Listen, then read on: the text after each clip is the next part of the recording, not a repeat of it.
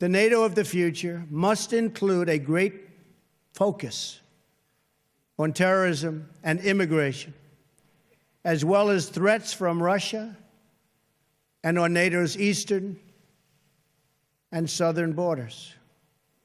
These grave security concerns are the same reason that I have been very, very direct with Secretary Stoltenberg and members of the alliance in saying that NATO members must finally contribute their fair share and meet their financial obligations.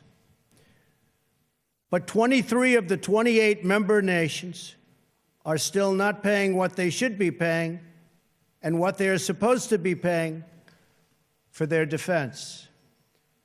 This is not fair to the people and taxpayers of the United States. And many of these nations owe massive amounts of money from past years and not paying in those past years. Over the last 8 years, the United States spent more on defense than all other NATO countries combined.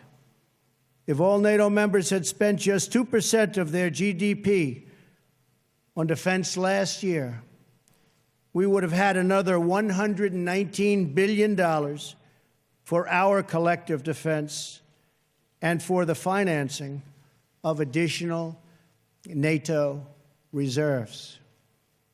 We should recognize that with these chronic underpayments and growing threats, even 2% of GDP is insufficient to close the gaps in modernizing, readiness, and the size of forces. We have to make up for the many years lost. 2% is the bare minimum for confronting today's very real and very vicious threats.